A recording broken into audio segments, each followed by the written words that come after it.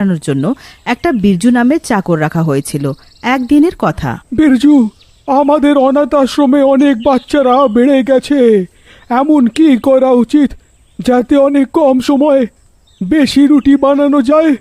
আমি ভাবছিলাম যে আমি একটা রুটি বানানোর মেশিন নিয়ে আসি।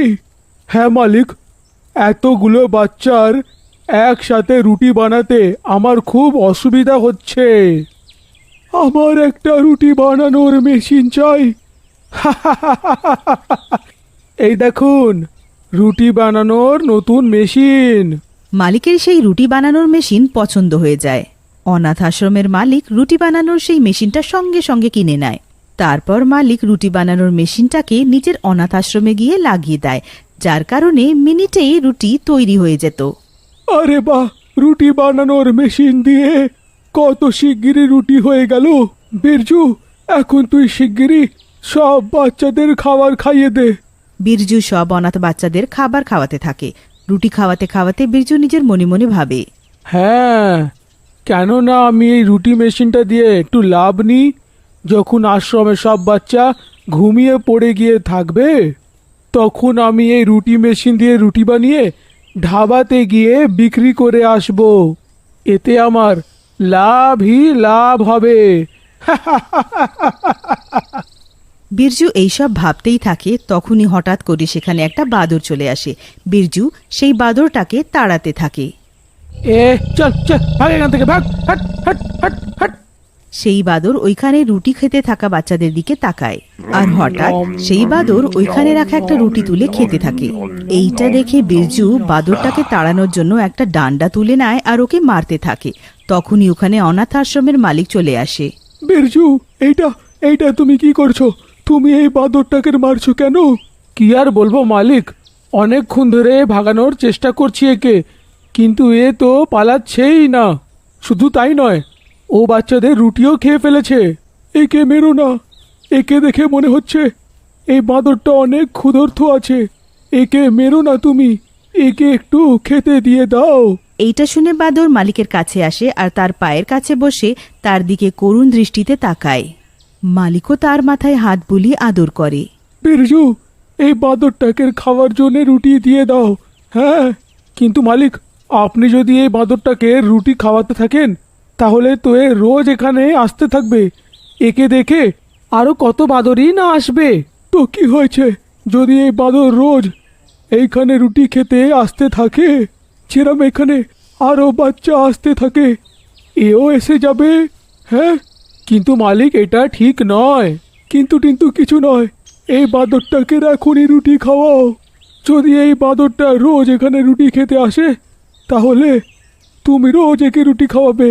হ্যাঁ। বিরজু নিজের মালিকের কথা শুনে কিছু বলে না আর চুপচাপ বাদরটাকে রুটি এনে খাইয়ে দেয়। বাদর পেট ভরে রুটি খায়, আর তার পেট ভরার পর সে ওখান থেকে চলে যায়। আর যখন সন্ধে হয়, বিরজু, এখন রুটি বানানোর মেশিনে আর কাজ নেই, তুমি ওটা বন্ধ করে দিও। হ্যাঁ, ঠিক আছে মালিক। মালিকের যাওয়ার পর বিরজু চুপচাপ রুটি বানানোর মেশিন থেকে রুটি বানিয়ে ওটা ঢাবাতে বিক্রি করতে চলে যায়। এই নাও তোমার 100টা রুটি। ঢাবার লোক বিরজু থেকে রুটি নিয়ে নেয়। ওই বিরজু, এই নে নিজের রুটির টাকা। আচ্ছা বিরজু, একটা কথা বল, তুই রুটি বানানোর নতুন ব্যবসা নাকি শুরু করে দিয়েছিস? হ্যাঁ।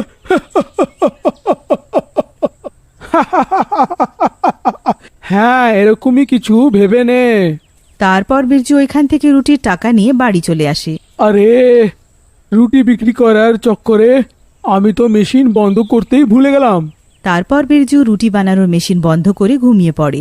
তারপর পরের সকাল, বিরজু মেশিন থেকে রুটি বানিয়ে বাচ্চাদের খাওয়াতে থাকে। তখনই হঠাৎ করে কালকের বাদরটা আবার চলে আসে।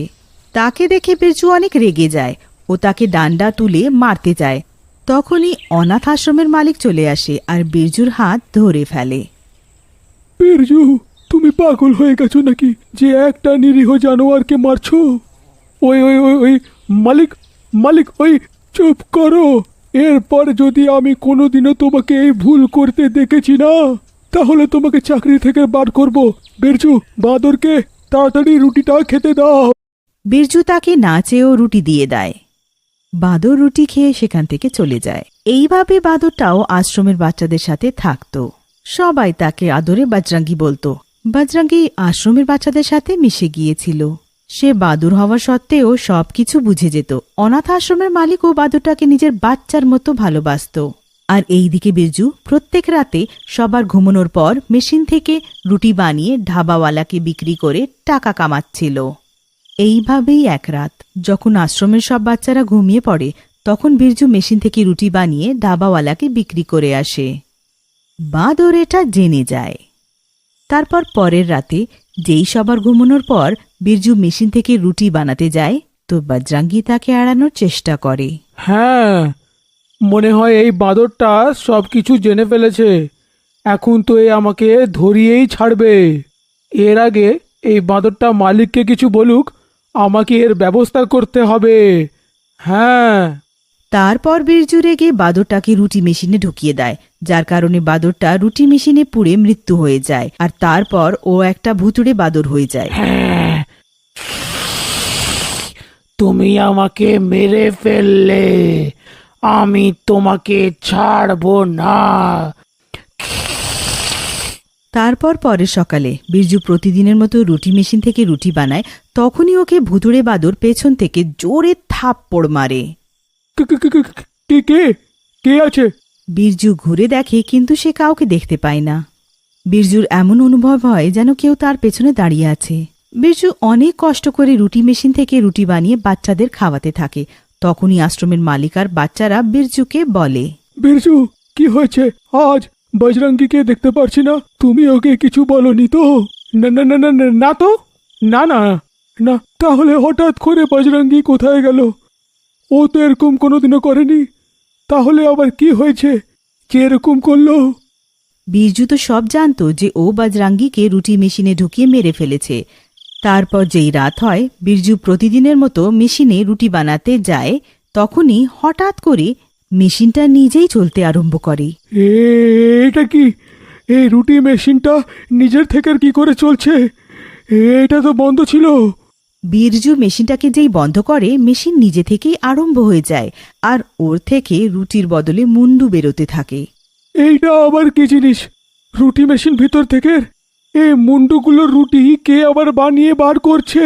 তখনই সে রুটি বানাতে ভুতুড়ে বাদরটাকে দেখে, যেটা দেখে বিরজু অনেক বেশি ভয় পেয়ে যায়। বাবা বাবা, ভূত ভূত ভূত, বাঁচাও বাঁচাও। হ্যাঁ, চেঁচা, আরো জোরে চেঁচা, দেখি তোকে কে বাঁচাতে আসে। তুই আশ্রমের বাচ্চাদের রুটি চুরি করে বিক্রি করিস। তুই আশ্রমের মালিকের সাথে প্রতারণা করেছিস।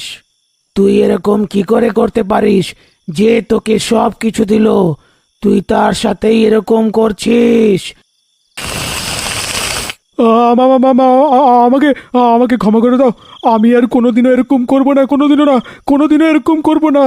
হ্যাঁ, আর তুই যে আমাকে রুটি মেশিনে ঢুকিয়ে মেরে ফেলেছিলি। ভুতুড়ে বাদর বিরজুর গলা টিপে ধরে। পালাচ্ছিস কোথায়? এখন তো আমার তোর রুটি বানানোর আছে। ভুতুড়ে বাদর বিরজুর ঘাড় ধরে জোরে জোরে হাসতে থাকে।